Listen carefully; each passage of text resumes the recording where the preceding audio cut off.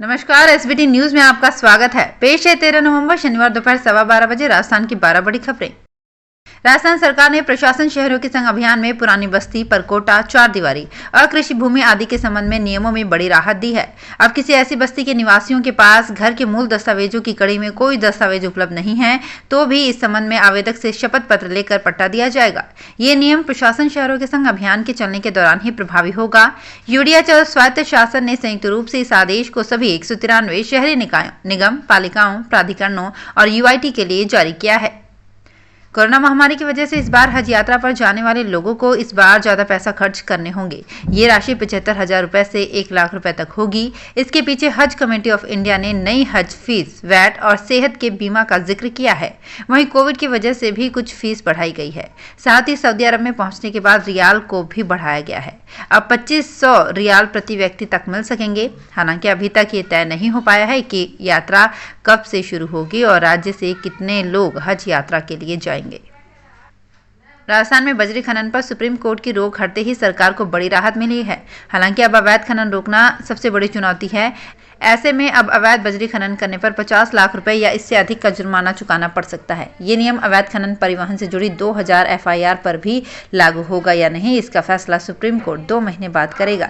लेकिन ये है कि अब अवैध खनन व परिवहन पर केंद्रीय अधिकार प्राप्त समिति की सिफारिश लागू होगी ही।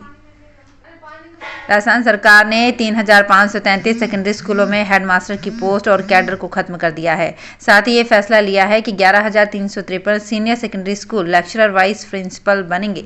लेकिन सरकार के इस फैसले का बड़ा नुकसान 3rd ग्रेड, 2nd ग्रेड और लेक्चरर्स को होगा, क्योंकि सेकेंडरी स्कूलों में हेडमास्टर का कैडर खत्म करके 3rd grade, 2nd grade teachers और लेक्चरर्स के शिक्षा विभाग में ऊंचे पदों पर पहुंचने में बाधा खड़ी कर दी है। जो टीचर्स और लेक्चरर्स सीधी भर्ती से हेडमास्टर बन जाते थे, अब वो हेडमास्टर नहीं बन पाएंगे। नेशनल मेडिकल कमीशन ने मेडिकल स्टडीज में बड़ा बदलाव किया है। अब फर्स्ट ईयर में सप्लीमेंट्री आने पर स्टूडेंट्स को सेकंड ईयर में प्रमोट नहीं किया जाएगा। अगर कोई छात्र फर्स्ट ईयर सप्लीमेंट्री में फेल होता है तो उसे दोबारा से पहले साल की पढ़ाई करनी होगी। पहले सप्लीमेंट्री आने पर सेकंड ईयर में प्रमोट कर दिया जाता था। एनएमसी ने अभी ये नियम फर्स्ट ईयर के लिए लागू किया है। राजस्थान में त्योहारी सीजन में उमड़ी भीड़ के कारण कोरोना संक्रमण फिर से तेज होने लगा है। जयपुर में शुक्रवार को पिछले 99 दिन के सर्वाधिक 10 रोगी मिले, जबकि प्रदेश में एक दिन में 17 नए पॉजिटिव मिले। ये भी 77 दिन में सबसे अधिक रोगी हैं। सीएम अशोक गहलोत पिछले एक सप्ताह से इस खतरे के संकेत दे रहे हैं, लेकिन अफसरों ने 15 लाख प्रतिदिन वैक्सीनेशन के दावे की तुलना में 1 से 2 लाख टीके ही लगाए हैं। वो भी तब जब प्रदेश में 92 लाख से अधिक वैक्सीन का स्टॉक बचा हुआ है। सैंपलिंग भी घटा दी गई है। मारवाड़ी नस्ल के घोड़ों की डिमांड देश विदेशों में भी होने लगी है। इनकी ताकत, रफ्तार और सुंदरता के साथ साथ कद काटे का हर कोई दीवाना है। पुष्कर के प्रसिद्ध मेले में भी मारवाड़ी और कठियावाड़ी नस्ल के घोड़े बिकने के लिए बड़ी तादाद में आए हैं। शमशेर नाम का घोड़ा मेले में चर्चा में है। इसकी वजह है शमशेर की कीमत, जो ऑडी की अपकमिंग कार ऑडी Q3 से थोड़ी ही कम है, लेकिन इसका मेंटेनेंस यानी 1 महीने का खर्च लग्जरी कार BMW और मर्सिडीज से भी ज्यादा है। शमशेर पर उसका मालिक महीने में 40,000 रुपए से ज्यादा खर्च करता है। कोरोना संक्रमण की दो लहरों का सामना करने के बाद भी राजस्थान ने पूरे देश में पर्यटन के क्षेत्र में अपनी अलग पहचान बनाई है। इसी पहचान के चलते गुरुवार को केंद्रीय पर्यटन व संस्कृति मंत्री जी किशन रेड्डी ने राजस्थान के कोटा जिले के गरड़िया महादेव पर्यटन स्थल को बेस्ट आइकॉनिक लैंडस्केप डेस्टिनेशन के अवार्ड से नवाजा है।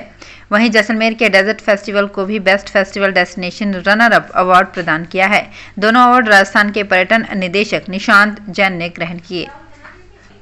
प्रदेश में शादी और समारोह का सीजन शुरू हो चुका है और अब होटलों की बम्पर कमाई भी शुरू हो गई है। लेकिन मार्केट स्टडी के हिसाब से राजस्थान पर्यटन निगम होटलों की कमाई के लिहाज से फिसड्डी साबित हो रहा है, क्योंकि कोरोना काल के बाद पहली बार शादी समारोह के हिसाब से भरा पूरा सीजन आया है। लेकिन निगम के होटलों का किराया देख मेहमान कम किराए और बेहतर सुविधाओं वाले निजी होटलों की ओर रुख कर रहे हैं। इस सीजन के समय भी निगम के होटलों में सन्नाटा है और कर्मचारी मायूस हैं।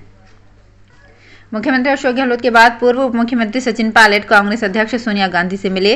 सीएम गहलोत और पायलट की मुलाकात के बाद अब सोनिया गांधी को राजस्थान के मसले पर फैसला करना है।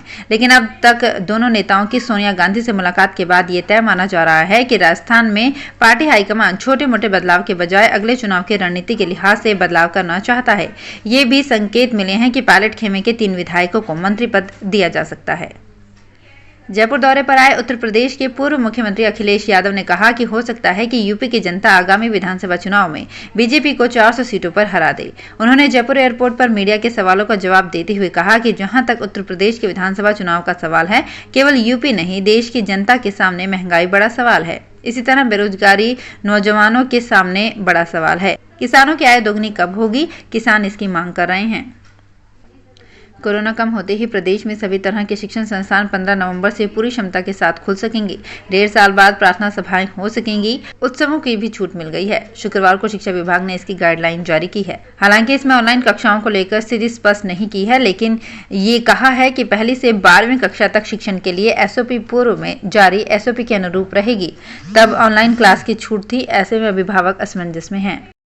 तो फिलहाल इस बुलेटिन में इतना ही। फिर हाजिर होंगे कुछ और बड़ी खबरों के साथ। एसबीटी न्यूज के और भी वीडियोस को देखने के लिए हमारे चैनल को सब्सक्राइब करें और नोटिफिकेशन पाने के लिए बेल आइकन को प्रेस करें।